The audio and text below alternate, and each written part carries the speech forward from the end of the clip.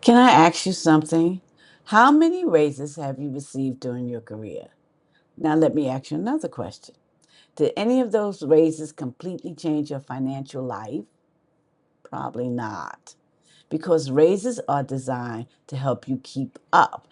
They're really designed to help you get ahead. Today, I want to show you why waiting for your employer to improve your financial future is one of the biggest mistakes government women workers make. Hi, I'm Poet Minor, and for 28 years, I worked for the New York City government. Like many government women, I waited. I waited for raises. I waited for promotions. I waited for retirement. I thought those things would eventually create financial freedom for me. You know what? They didn't. What changed my life wasn't earning more from my employer. This is what changed my life. It was changing how I thought about my own value. Most government jobs have structured salary schedules. You know approximately, when the next raise is coming, you know approximately how much it will be, and that's comforting. But here's the problem. Life doesn't wait for salary schedules. No, it does not. Inflation doesn't wait. Unexpected expenses don't wait. Family emergencies don't wait. Your dreams certainly don't wait. If your only strategy is hoping the next raise fixes everything, you're giving someone else control over your financial future.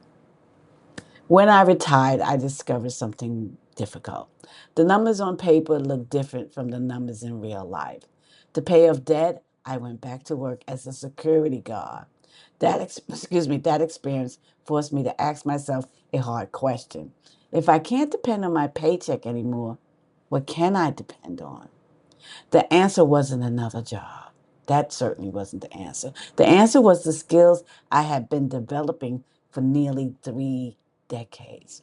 That realization changed everything. Skills create wealth. Think about it this way: a raise rewards you for staying, a skill can reward you forever. If you're an excellent organizer, that's valuable. If you're an exceptional communicator, that's valuable.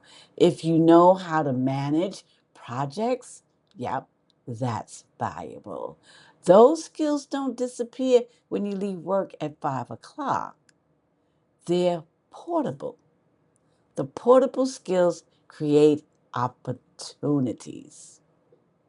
Ask yourself one question. Instead of asking, when is my next raise? Start asking, what problem do I already know how to solve?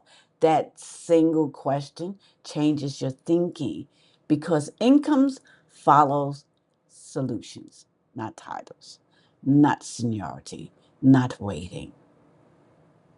Here's a different way to think about it. So you imagine there's two employees. Both receive the exact same raise. The first employee spends it. The second employee uses the skills they develop over years to create one additional stream of income. 5 years later, who has more options? Who has more confidence?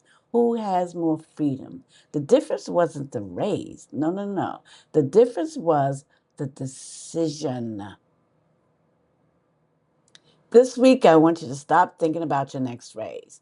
Instead, write down 3 problems that people always come to you to solve at work, not your assigned duties. The things coworkers naturally seek you out for, like helping and organizing and explaining and fixing and leading. Those are clues. Those are clues. And the clues become opportunities for you. Now, your employer may decide when your next raise arrives, but you decide when you begin building wealth. Don't wait for permission to believe your skills have value. They already do. If you're a government women worker who knows your skills are worth more than your paycheck, subscribe to the Wealth Architect Global. Every week, I'll show you how to turn the skills you already have into additional income before retirement.